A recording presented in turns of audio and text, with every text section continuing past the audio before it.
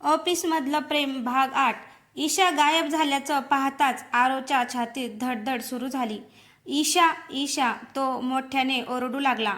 पण संपूर्ण कारखान्यात फक्त त्याच्या आवाजाचा प्रतिध्वनी घुमत होता. इन्स्पेक्टर अनिकेतने ताबडतोब संपूर्ण परिसर सील केला. प्रत्येक खोली, प्रत्येक कोपरा तपासला गेला, पण ईशाचा कुठेच मागमूस नव्हता. तेवढ्यात रोहनला जमिनीवर ईशाचं छोटंसं पैंजण दिसलं. आरव, हे बघ. आरवने ते हातात घेतलं. त्याच्या डोळ्यात पाणी आलं. ईशा इथेच होती आणि ती माझ्यासाठी काहीतरी खून करून गेली आहे. त्या क्षणी कारखान्याच्या भिंतीवर लावलेला जुना प्रोजेक्टर आपोआप सुरू झाला. स्क्रीनवर विक्रम दिसत होता. तो शांतपणे हसत म्हणाला, आरव, तू अजूनही माझ्या मागावर आहेस, पण यावेळी मी तुझ्याकडून सर्वात मौल्यवान गोष्ट हिरावून घेतली आहे. स्क्रीनवर अचानक ईशा दिसली. ती एका अंधाऱ्या खोलीत खुर्चीला बांधलेली होती. तिच्या चेहऱ्यावर भीती होती, पण डोळ्यात अजूनही आशा होती. आरव, आरव, माझी काळजी करू नकोस, ती रडत म्हणाली. विक्रमने कॅमेऱ्यासमोर येत हसत सांगितलं, तिला वाचवायचं असेल तर उद्या संध्याकाळी 6 वाजता जुन्या बंदरावर एकटाचे पोलीस दिसले तर ईशाला पुन्हा कधीच पाहू शकणार नाहीस. व्हिडिओ अचानक बंद झाला. सगळे काही क्षण शांत उभे राहिले. आरवने मूठ घट्ट आवळली. यावेळी काहीही झालं तरी मी ईशाला परत घेऊन येणार. पण तेवढ्यात इन्स्पेक्टर अनिकेतच्या मोबाईलवर एक गुप्त संदेश आला. तो संदेश वाचताच त्यांच्या चेहऱ्याचा रंग उडाला. रोहनने विचारलं, सर, काय झालं? अनिकेत थरथरत्या आवाजात म्हणाले, विक्रम एकटा नाही, त्याच्यासोबत आपल्या टीममधलाच एक माणूस काम करतोय. विक्रम एकटा नाही, त्याच्यासोबत आपल्या टीममधला एक माणूस काम करतोय. इन्स्पेक्टर अनिकेतचे शब्द ऐकताच आरव आणि रोहन एकमेकांकडे पाहू लागले. कोण आहे तो? आरवने घाईने विचारले. अनिकेत काही क्षण शांत राहिले. मग त्यांनी मोबाईल आरवसमोर धरला. मोबाईलमध्ये CCTVमधील एक फोटो होता. तो फोटो पाहताच आरवच्या हातातून मोबाईल खाली पडला. नाही, हे अशक्य आहे. त्या फोटोत त्याचा सर्वात विश्वासू कर्मचारी समीर विक्रमच्या माणसांनी बोलताना दिसत होता. रोहन संतापला. समीर, ज्याने आपल्याला प्रत्येक वेळी मदत केली, तोच? अनिकेत म्हणाले, बहुतेक तो सुरुवातीपासूनच विक्रमसाठी माहिती पुरवत होता. आरवच्या डोळ्यात राग दाटून आला. आज त्याला उत्तर द्यावंच लागेल. ते तिघेही लगेच समीरच्या घरी पोचले. पण घराचं दार उघडं होतं. आज सगळं सामान अस्तव्यस्त पडलं होतं. टेबलावर फक्त एक चिठ्ठी ठेवलेली होती. आरवने ती उघडली. त्यात लिहिलं होतं, माझ्यावर विश्वास ठेव, मी गद्दार नाही. मला जबरदस्तीने हे सगळं करावं लागलं. जर ईशाला वाचवायचं असेल तर जुन्या बंदरावर जाण्यापूर्वी ब्लू वेअरहाऊसमध्ये ये. तिथे तुला संपूर्ण सत्य समजेल. चिठ्ठी वाचून सगळे गोंधळले. रोहन म्हणाला, हा सापळाही असू शकतो. आरवने ठाम आवाजात उत्तर दिलं, सापळा असला तरी मी जाणार, कारण ईशाचा प्रत्येक क्षण महत्त्वाचा आहे. तेवढ्यात बाहेर जोरात ब्रेक लागल्याचा आवाज आला. एक काळी कार घरासमोर थांबली. त्यातून 2 मुखवटा घातलेले माणसं उतरली आणि त्यांनी घरावर सरळ गोळीबार सुरू केला. धाड धाड धाड. आरव, रोहन आणि इन्स्पेक्टर अनिकेत जीव वाचवण्यासाठी खाली झोपले. पण गोळीबार थांबताच दारातून एक जखमी माणूस आत पडला. तो दुसरा तिसरा कोणी नसून समीरच होता. समीर रक्ताने माखलेला जमिनीवर कोसळला. आरव आणि रोहन धावत त्याच्याजवळ गेले. समीर, हे काय झालं? आरवने त्याचा हात धरत विचारलं. समीरला बोलायलाही त्रास होत होता. तो थरथरत म्हणाला, आरव, माझ्याकडे वेळ खूप कमी आहे. माझं एक. इन्स्पेक्टर अनिकेतने ताबडतोब ॲम्ब्युलन्सला फोन केला. समीरने खिशातून एक छोटंसं पेनड्राईव्ह काढलं आणि आरवच्या हातात ठेवलं. यामध्ये ना विक्रमचे सगळे पुरावे आहेत. पण काय? आरवने घाईने म्हणाला. समीरच्या डोळ्यात अश्रू आले. मी गद्दार नव्हतो. विक्रमने माझ्या आईला ओलीस ठेवलं होतं. तिचा जीव वाचवण्यासाठी मला त्याचं ऐकावं लागलं. हे ऐकताच रोहनला स्वतःवरच राग आला. आपण तुझ्यावर संशय घेतला.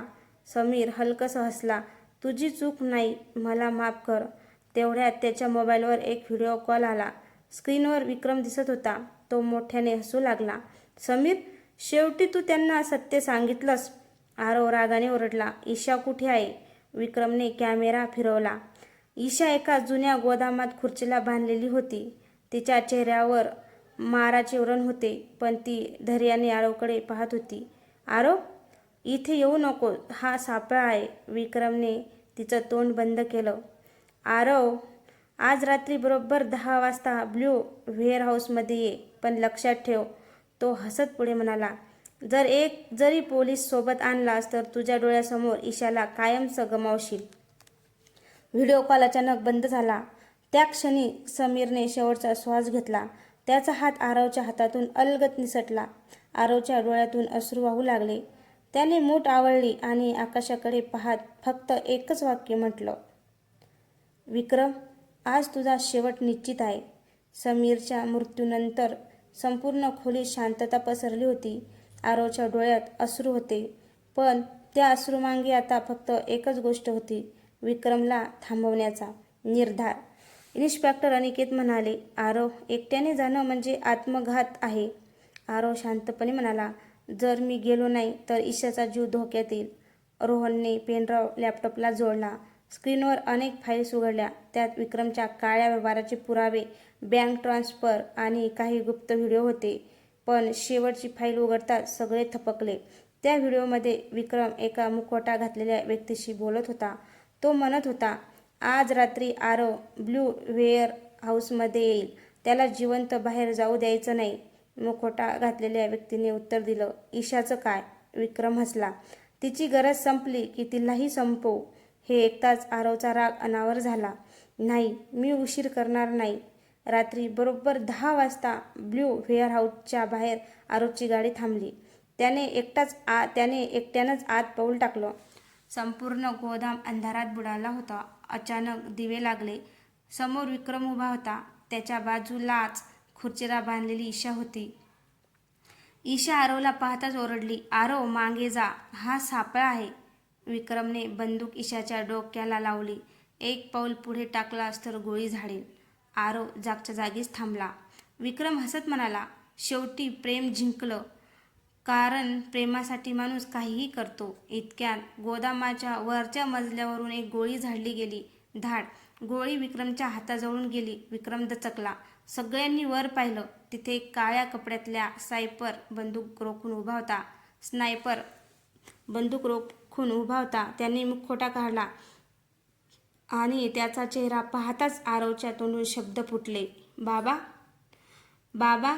आरवच्या तोंडून हे शब्द बाहेर पडताच संपूर्ण गोदामात शांतता पसरली. स्नायपरने बंदूक खाली केली आणि हळूहळू जिना उतरू लागला. तो समोर येताच आरवच्या डोळ्यात अश्रू तरळले. हे कसं शक्य आहे बाबा? तुम्ही तर त्या माणसाने आरवच्या खांद्यावर हात ठेवला. आरव, मी तुझा जन्मदाता बाबा नाही. आरव थपकला. मग? तो शांतपणे म्हणाला, मी तुझ्या बाबाचा सर्वात जवळचा मित्र कर्नल आदित्य मेहता. आरवला अचानक सगळं आठवलं. लहानपणी त्याच्यासोबत खेळणारा आदित्य काका, जो एक दिवस अचानक गायब झाला होता. कर्नल आदित्य पुढे म्हणाले, विजय देशमुखाच्या मृत्यूनंतर मी गुप्तपणे या संपूर्ण टोळीचा माग काढत होतो. योग्य वेळ येईपर्यंत मला सगळ्यांपासून दूर राहावं लागलं. विक्रम रागाने ओरडला, तू अजून जिवंत कसा? कर्नल आदित्य हसले, कारण तुझा प्रत्येक डाव मला आधीच माहीत होता. तेवढ्यात त्यांनी एक छोटंसं बटन दाबलं. क्षणात गोदामाच्या चारही बाजूने कमांडो टीम आत घुसली. कोणीही पळायचा प्रयत्न करू नका. कमांडर ओरडला. विक्रमच्या माणसांनी गोळीबार सुरू केला. धाड धाड धाड. संपूर्ण गोदाम रणांगण बनलं. आरव संधी साधून ईशाकडे धावला. त्याने तिचे हात सोडवले. ईशाने रडत त्याला मिठी मारली. मला माहीत होतं तू येशील. आरव तिच्या कपाळावर हात ठेवत म्हणाला, मी तुला दिलेलं वचन कधीच मोडणार नाही. इतक्यात विक्रम मागच्या दरवाजातून पळू लागला. कर्नल आदित्य ओरडले, आरव, त्याला जाऊ देऊ नकोस. आरव विक्रमच्या मागे धावत बाहेर पडला. गोदामाच्या मागे एक हेलिकॉप्टर सुरू होतं. विक्रम त्यात बसणार इतक्यात आरवने त्याचा हात पकडला. दोघांमध्ये जोरदार झटापट सुरू झाली. हेलिकॉप्टरचे पंखे वेगाने फिरत होते आणि अचानक विक्रमच्या हातातून एक काळी डायरी खाली पडली. कर्नल आदित्य ती उचलताच त्यांच्या चेहऱ्यावरचा रंग उडाला. कर्नल आदित्यने ती उचलताच त्याच्या चेहऱ्यावरचा रंग उडाला. ते हळू आवाजात म्हणाले, नाही, हे सत्य बाहेर आलं तर फक्त विक्रम नाही, अनेक मोठे लोक अडकतील. कर्नल आदित्य यांच्या हातातली काळी डायरी पाहून सगळे काही क्षण स्तब्ध उभे राहिले. आरवने विचारले, काका, या डायरीत असं काय आहे? कर्नल आदित्य यांनी थरथरत्या हातांनी डायरी उघडली. पहिल्याच पानावर देशातील अनेक मोठ्या उद्योगपती, राजकारणी आणि अधिकाऱ्यांची नाव लिहिलेली होती. ईशा आश्चर्याने म्हणाली, म्हणजे विक्रम एकटाच नव्हता? कर्नल आदित्य गंभीर आवाजात म्हणाले, विक्रम फक्त एक मोहरा होता. हा संपूर्ण खेळ यांच्यापैकी कोणीतरी चालवत होता. तेवढ्यात हेलिकॉप्टर उडण्याचा प्रयत्न करू लागला. विक्रम धावत त्याकडे गेला. आरवही त्याच्या मागे धावला. हेलिकॉप्टर जमिनीपासून काही फूट वर गेले. आरवने उडी मारून त्याचा दरवाजा पकडला. विक्रम त्याच्या हातावर जोरजोरात मारू लागला. हात सोड आरव. पण आरवचा निर्धार अडळ होता. आज तुला पळून जाऊ देणार नाही. खाली उभी असलेली ईशा रडत ओरडली, आरव सावध. इतक्यात हेलिकॉप्टरचा तोल गेला. ते जोरात डोलू लागलं. पायलट घाबरून नियंत्रण मिळवण्याचा प्रयत्न करत होता. अचानक धाड कमांडोने हेलिकॉप्टरच्या इंजिनावर गोळी झाडली. इंजिनातून धूर निघू लागला. विक्रमच्या चेहऱ्यावर पहिल्यांदाच भीती दिसू लागली. नाही नाही, हेलिकॉप्टर खाली कोसळू लागलं. आरवने योग्य क्षणी उडी मारली. कमांडोने त्याला पकडलं. पण विक्रम हेलिकॉप्टरमध्येच अडकला. काही सेकंदातच प्रचंड स्फोट झाला. सगळीकडे धूर पसरला. ईशा धावत आरवजवळ आली आणि त्याला घट्ट मिठी मारली. तू ठीक आहेस ना? आरव हसत म्हणाला, मी दिलेलं वचन पूर्ण केलं. मी परत आलो. तेवढ्यात कर्नल आदित्य धुराकडे पाहत म्हणाले, थांबा, काहीतरी बरोबर नाही. सगळ्यांनी स्फोटाच्या दिशेने पाहिले. हेलिकॉप्टरचे अवशेष पडले होते, पण विक्रमचा मृतदेह कुठेच नव्हता. त्या क्षणी कर्नल आदित्य यांच्या मोबाईलवर एक मेसेज आला. त्यात फक्त एकच ओळ लिहिली होती, खेळ अजून संपलेला नाही, भेटू लवकरच व्ही. हेलिकॉप्टरच्या स्फोटानंतर सर्वत्र धूर पसरला होता. कमांडो संपूर्ण परिसर तपासत होते. इन्स्पेक्टर अनिकेत धावत आले. संपूर्ण जागा शोधा. विक्रम जिवंत असेल तर तो दूर गेलेला नसेल. आरव शांतपणे जळालेल्या हेलिकॉप्टरजवळ गेला. त्याला जमिनीवर रक्ताचे काही ठसे दिसले. सर, हे बघा. अनिकेत खाली बसले. याचा अर्थ विक्रम जखमी झाला आहे, पण तो पळून गेला. तेवढ्यात रोहनला झुडपात एक मोबाईल सापडला. तो विक्रमचाच होता. फोन सुरू होताच त्यावर एक व्हिडिओ आपोआप प्ले झाला. स्क्रीनवर विक्रम दिसत होता. त्याच्या चेहऱ्यावर जखमा होत्या, पण तो अजूनही हसत होता. आरव, तू मला हरवलंस असं समजतोयस? आज मी हरलो, पण उद्या माझ्यापेक्षा भयानक माणूस तुझ्या समोर उभा राहील. आरव रागाने म्हणाला, कोण आहे तो? विक्रमने उत्तर न देता फक्त एक फोटो दाखवला. त्या फोटोत आरव, ईशा आणि त्यांच्या मागे उभा असलेला एक माणूस दिसत होता. तो माणूस त्यांच्या अगदी जवळचा होता. रोहन, आरव हादरला. नाही, हे खोटं आहे. व्हिडिओमध्ये विक्रम हसत म्हणाला, प्रत्येक फोटोवर विश्वास ठेवू नकोस. कधीकधी सत्य आणि खोटं यांच्यातलीही रेषा खूप पुसट असते. व्हिडिओ अचानक बंद झाला. रोहनच्या चेहऱ्यावरही धक्का होता. आरव, मी शपथ घेतो, मला या फोटोबद्दल काहीच माहिती नाही. कर्नल आदित्य शांतपणे म्हणाले, विक्रमचा शेवटचा डाव सुरू झाला आहे. तेवढ्यात ईशाच्या मोबाईलवर एक नवीन मेसेज आला. जर तुला आरवचा जीव वाचवायचा असेल तर आज रात्री 11 वाजता ब्लॅकफोर्डवर एकटी ये. यावेळी कोणताही खेळ नाही, फक्त अंतिम सत्य. ईशाने तो मेसेज कोणालाही न सांगता मोबाईल बंद केला. तिने मनात एक निर्णय घेतला. आरवला वाचवण्यासाठी ती एकटीच ब्लॅकफोर्डकडे जाणार होती. तर मित्रांनो, तुम्हाला हा भाग आवडला असेल तर कमेंट करून नक्की सांगा आणि आपल्या चॅनलवर कोणी नवीन असेल तर चॅनलला सबस्क्राईब करा, जेणेकरून माझी प्रत्येक येणारी कथा तुमच्यापर्यंत पोहोचू शकेल. आणि या कथेमध्ये ना खूप नवीन नवीन ट्विस्ट येत आहे, तर अजिबात पाहायला विसरू नका.